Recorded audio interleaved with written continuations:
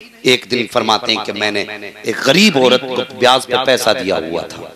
मैं उसके दरवाजे पे गया, उसने कहा पैसा नहीं है, फिर आके ले जाना। कहते मैं वापस आ गया, फिर दूसरी मर्तबा गया, उसने फिर वापस कर दिया। कहते मैं तीसरी मर्तबा गया, जैसे मैं गया उसने फिर कहा मेरे घर पे कोई कमाने वाला भी नहीं है, हबीब यमनी मेरे पास पैसा भी नहीं है, मेहरबानी करो वापस चले जाओ, कभी पैसा होगा मैं तुम्हें वापस कर दूंगी। अल्लाह अकबर। हबीब यमनी कहते हैं कि मैं क्या बताऊं तुम्हें, जैसी उसने इतनी बात कही थी ना, मैं कहने लगा खातून 3 चक्कर लगा दिए हैं, आज खाली हाथ नहीं जाऊंगा, कुछ न कुछ लेकर ही जाऊंगा। खातून कहती है हबीब मेरे घर में कुछ भी नहीं है, आज 3 दिन का फाका है, बड़ी मुश्किलों के साथ मुझे गोश्त का एक टुकड़ा मिला है, मैं अपने बच्चों के लिए लाई हूँ। महीने गुजर गए, मेरे बच्चों ने गोश्त की सूरत नहीं देखी थी, कई दिन से बच्चों की ख्वाहिश थी माँ अगर हो सके तो गोश्त खिला दे। जब पड़ोस में गोश्त बना करता है, मेरे बच्चे मुझसे बार बार कहा करते थे ए हबीब आज कई दिन के बाद मुझे गोश्त मिला है, उसके सिवा मेरे घर में कुछ भी नहीं है। हबीब कहते हैं फिर ऐसा कर वही गोश्त का टुकड़ा ला के दे दे। जैसे हबीब ने इतना कहा है, खातून की आंखें बरसना शुरू हो जाती हैं। कहते हैं हबीब मेरे बच्चों के दरमियान थोड़ी देर से खुशियां आई हैं, अगर ये गोश्त का टुकड़ा वापस चला जाएगा तो मेरे बच्चों के दिल पे क्या गुजरेगी, मेहरबानी कर बहुत जल्द तेरे पैसों का इंतजाम कर दूंगी, जब वापस चला जा।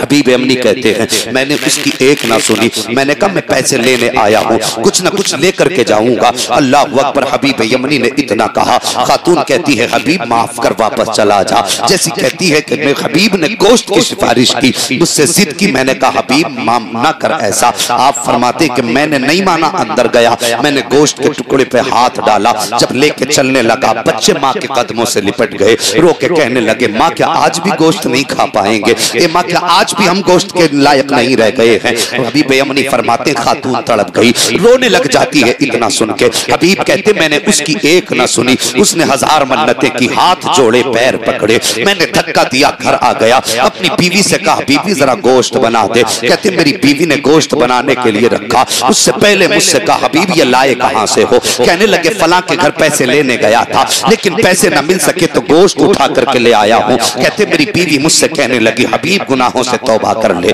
वरना अल्लाह की लाठी में आवाज नहीं हुआ करती है। फरमाते मैंने बीवी को डांटा और कहा जल्दी कर गोश्त बना, ज्यादा मुझे समझाने की जरूरत नहीं है। फरमाते उसके बाद मैं तो नहाने के लिए चला गया, मेरी बीवी ने गोश्त बनने के लिए चूल्हे पे रखा है। फरमाते मैं नहा के वापस आया, मेरी बीवी आई, आने के बाद चूल्हे पर जो गोश्त बन रहा था जिस हांडी में, उसका बर्तन हटा करके देखा तो क्या देखती है, जिसके अंदर नमक मिर्च डाला गया था, पानी डाला गया था, अब वो पानी न था बल्कि सब का सब खून बन चुका था, सारा का सारा खून बन चुका था। औरत की चीख निकल जाती है, रो के कहती हबीब मैंने तुझसे कहा था अल्लाह का अजाब आता है तो आवाज नहीं हुआ करती है, ये देख आज अल्लाह का अजाब उतर चुका है। मैंने कहा खातून क्या हुआ, मेरी बीवी ने कहा देख हांडी में गोश्त की बजाय खून उबल रहा है। फरमाते मैंने देखा मेरा कलेजा धड़कने लग गया, मैं सोचने लगा या अल्लाह अब मैं कैसे बख्शा जाऊंगा, मैंने बड़े गरीबों के दिल दुखाए हैं, मैंने बड़े लोगों को तकलीफ दी है। फरमाते बस मैं तौबा की धुन में निकल चुका, अल्लाह वाले की तलाश में जा रहा था,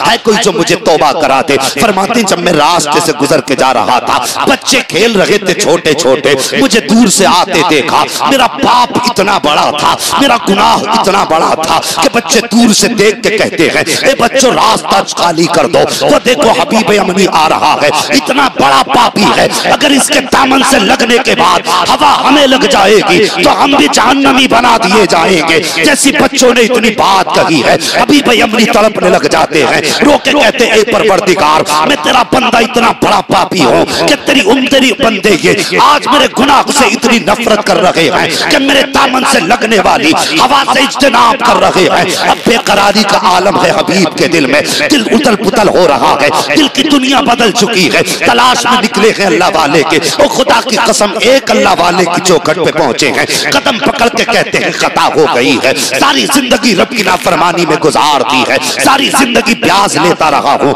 लोगों को सताता रहा हूँ, मेहरबानी कर दीजिए हाथ बढ़ा के तौबा करा दीजिए। हबीब यमनी कहते हैं मैंने अल्लाह से सच्चे दिल से तौबा की है और रोते रोते वापस पलटा। फरमाते फिर वही बच्चे हैं, वही रास्ते हैं, और बच्चों ने मुझे आते हुए देखा है तो अब बच्चे कहते हैं ए बच्चों रास्ता खाली कर दो, हबीब आ रहे हैं, हबीब यमनी आ रहे हैं। बच्चे कहते हैं इसलिए क्या इस वजह से रास्ता खाली कर दें कि इसके गुनाह दामन से लगने वाली वाली हवा हमें जहन्नमी बना देगी।